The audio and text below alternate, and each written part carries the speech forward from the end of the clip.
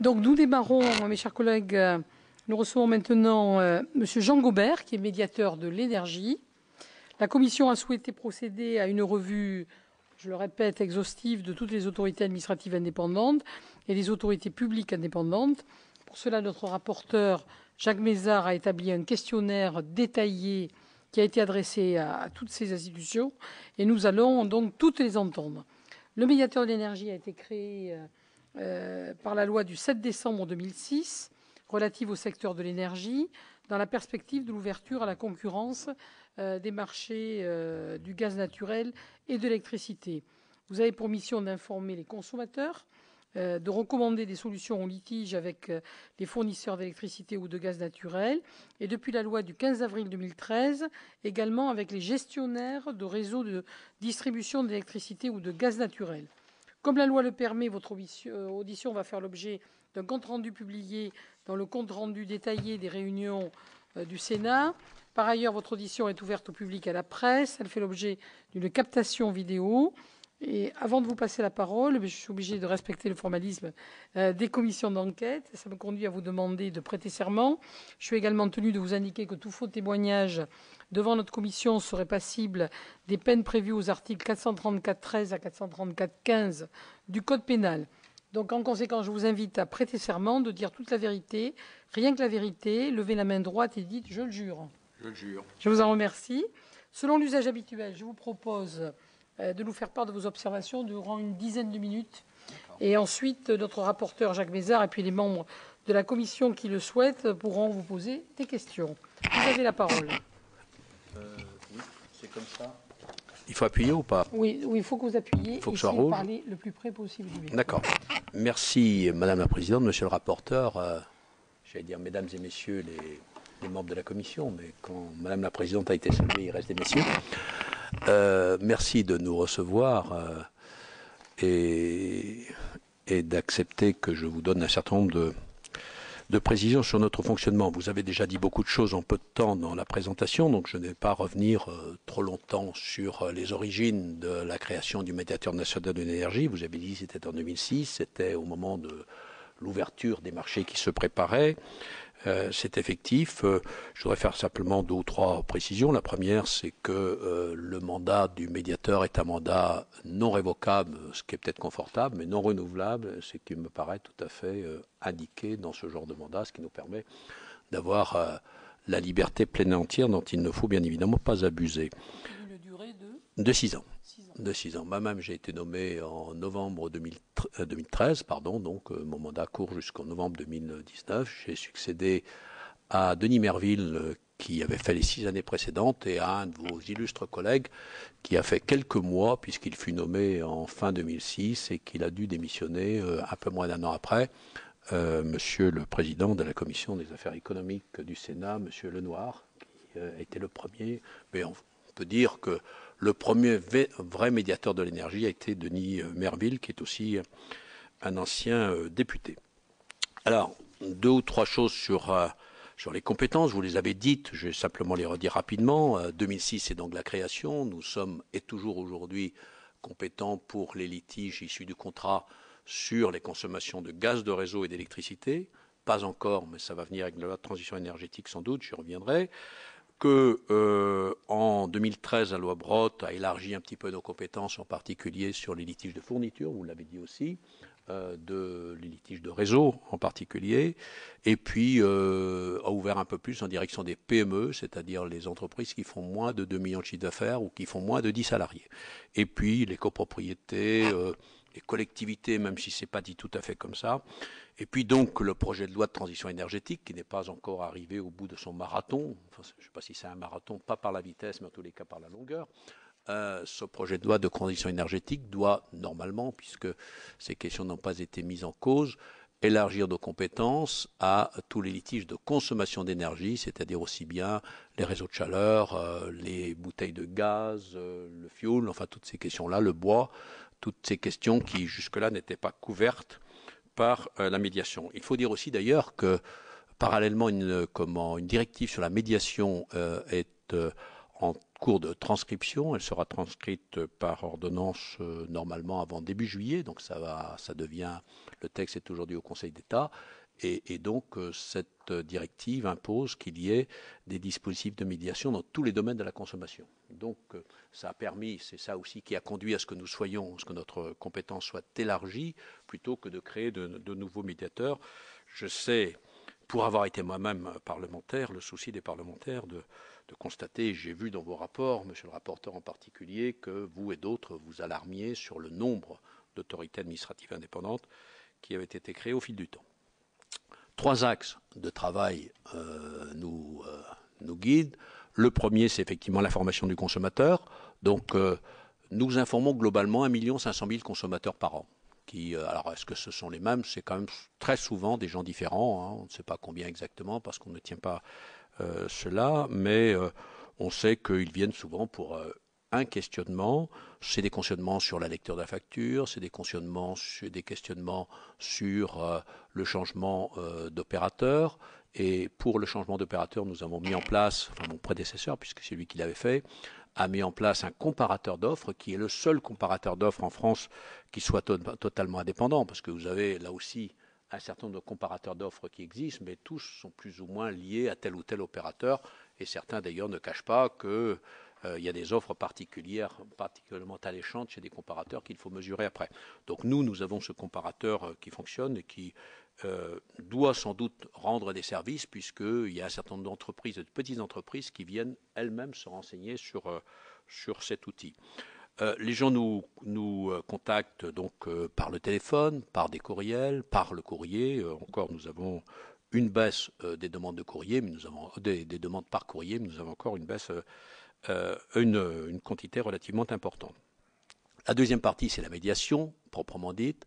Nous avons reçu l'année dernière 14 500 sollicitations qui se sont terminées par 2 301 recommandations. Là, pourquoi autant que ça? C'est parce que toutes ne sont pas recevables, puisque nous avons un cadre pour la recevabilité, que donc nous devons renvoyer parfois vers d'autres acteurs, parfois vers le défenseur des droits, parfois chez d'autres acteurs, d'autres tout simplement.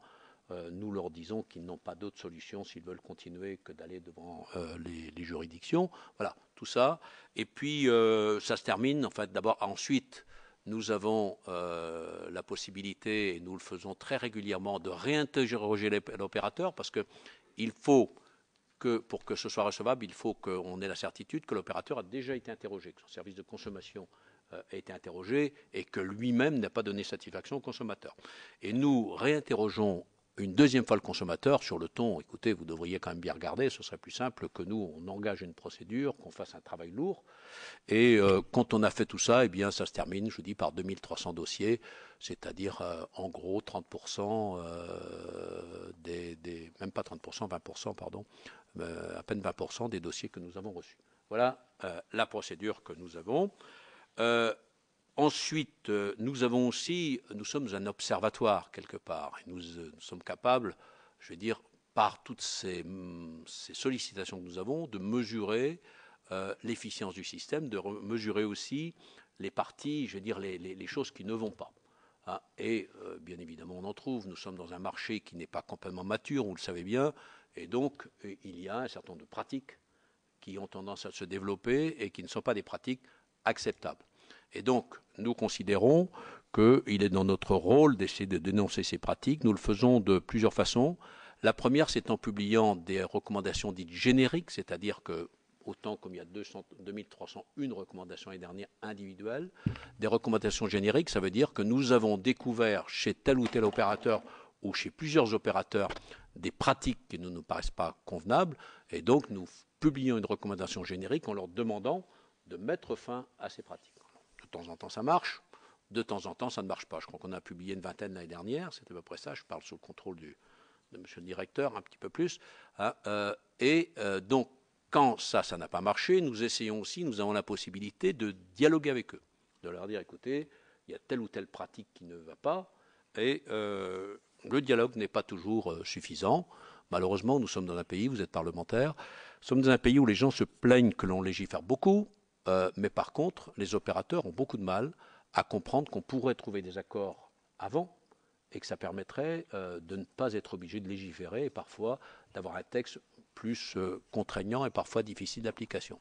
Le dernier exemple, par exemple, c'est la question des recours sur facture par les opérateurs. La loi sur la consommation dit qu'on peut faire un recours sur 2 ans sur tous les sujets de consommation, mais les lois sur l'énergie disent que l'opérateur doit, une fois par an, faire une facture définitive et arrêtée. Il y a déjà une contradiction. Donc, c'était celle-là qui nous paraissait utile. Donc, on a essayé de faire comprendre aux opérateurs qu'il ferait bien de se conformer à ce texte. Ceux qui n'ont pas voulu faire, on a essayé de discuter avec eux. Et donc, nous avons, à l'occasion des auditions que nous avons eues aussi bien à l'Assemblée nationale qu'au Sénat, nous avons informé, vous ou vos collègues, ceux qui étaient là, de cette difficulté. Ça s'est traduit, et je fais court, par un article, enfin un amendement à la loi qui, à l'Assemblée, disait pas de possibilité de revenir sur plus d'1 an, et qui, au Sénat, par mesure de commodité, parce qu'on l'a retravaillé avec le rapporteur, M. Poniatowski, on a accepté 14 mois, parce qu'il faut toujours un petit peu de temps de battement. L'opérateur ne peut pas exactement à la date anniversaire faire tous les relevés de compteurs, mais en tout état de cause, quand la loi sera publiée, eh bien, on n'aura plus de consommateurs qui se retrouveront avec des rattrapages très importants. Je vous cite l'exemple que vous connaissez classiquement parce que vous êtes des élus. C'est le consommateur qui se met d'accord avec l'opérateur sur un prélèvement mensuel de 100 euros. Et puis ça dure pendant 2 ans. Puis au bout de 2 ans, l'opérateur, lui, là, il fait un relevé définitif. Puis il constate qu'en réalité, ce n'est pas 2400 euros qu'on a consommé, c'est 4800. Parce qu'on aurait dû le faire à 200 euros par mois. Et là, on revient voir le consommateur en disant, vous me devez 2400 euros. Et beaucoup de consommateurs n'ont pas les moyens de payer ces 2400 euros. Alors que la loi voulait qu'ils aient relevé le compteur tous les ans. Donc voilà le genre de questions que nous avons été obligés de poser devant le Parlement parce que auparavant, on n'a pas réussi à se faire entendre avec les opérateurs. C'est la même chose avec l'avis de la commission des clauses abusives, que vous avez peut-être vu il y a quelques mois. La commission des clauses abusives a relevé 31 clauses abusives dans les contrats d'énergie. Une bonne partie d'entre elles, nous les avions nous-mêmes auparavant identifiées, et donc la commission des clauses abusives avait pris contact avec nous, et elle les a effectivement confirmées. C'est donc aussi l'autre aspect des choses, c'est notre possibilité à nous de constater qu'il y a des pratiques qui ne sont pas bonnes et que ces pratiques, on doit y mettre fin. Et je vous dis, moi qui ai été parlementaire pendant 15 ans, j'ai souvent regretté qu'il faille passer par le Parlement pour régler ce genre de problème. Voilà. Ensuite, 2 ou 3 autres questions. Notre rapport au Parlement. Curieusement, nous sommes invités pratiquement tous les ans par l'Assemblée nationale, par la Commission des affaires économiques de l'Assemblée nationale, à présenter notre rapport, ce qui ne se fait pas au Sénat. Et quand je dis ça, c'est que je serai bien évidemment complètement disposé. Nous allons le présenter dans la semaine prochaine. Je serai disposé, soit en juillet, mais soit à la rentrée, à venir présenter ce rapport, si tant est que les sénateurs le souhaitent, et je trouve que c'est normal. Nous sommes une autorité indépendante. Il n'empêche qu'il y a quelque part un pouvoir dans ce pays qui est le pouvoir législatif et qu'il est normal que le législateur puisse être informé, et c'est d'ailleurs aussi le sens de votre commission que vous menez aujourd'hui, qu'il puisse être informé et que nous puissions effectivement nous-mêmes venir nous dire ce que nous faisons. Mais vous recevrez effectivement les informations individuellement, mais ça ne vaut pas toujours un débat. Autre élément, c'est notre budget. Toujours important, j'ai vu que ça faisait partie des questions que vous posiez et c'est tout à fait pertinent. Nous avons un budget en 2015 de 5,8 millions 2014, 5,8 millions d'euros qui a été dépensé à 97%. Il était en baisse de 10% par rapport à l'année précédente. Cette année, l'effort de baisse que nous avons fait est moins élevé, il est de 2% parce que quand il n'y a plus de graisse, il est difficile de faire beaucoup mieux. Je sais gré à mon prédécesseur d'avoir été quelqu'un d'extrêmement rigoureux. Et quand vous êtes extrêmement rigoureux, ça veut dire que quand il faut diminuer, c'est plus difficile parce que les moyens n'ont pas été gaspillés.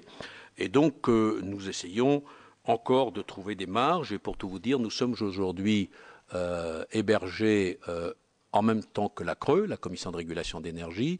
Et je considère, depuis que je suis là, que sans doute cet hébergement nous coûte de l'argent. Alors qu'en même temps, nous avons de la mutualisation, ça c'est le côté positif. Les services informatiques sont mutualisés, les services de maintenance des équipements sont mutualisés, enfin tout, l'accueil est mutualisé, enfin un certain nombre de points comme ça. Donc ça c'est le côté positif. Mais le côté négatif, c'est que d'abord la CRE a des exigences de sécurité que nous n'avons pas à avoir et que nous participons au prorata des surfaces sur ces exigences de sécurité de la CRE. C'est un choix qui a été fait. C'est tout à fait normal qu'il y ait un grand accueil dans ce bâtiment qui ne nous sert à rien pour nous, hein, et que le bâtiment n'est pas tout à fait, je veux dire, adapté à ce que nous faisons. Donc nous regardons, et que tout compte fait, nous n'avons pas forcément un grand intérêt à être véritablement juste derrière la Madeleine, que peut-être que nous pourrions nous éloigner un petit peu et que nous pourrions faire quelques économies en nous éloignant un petit peu.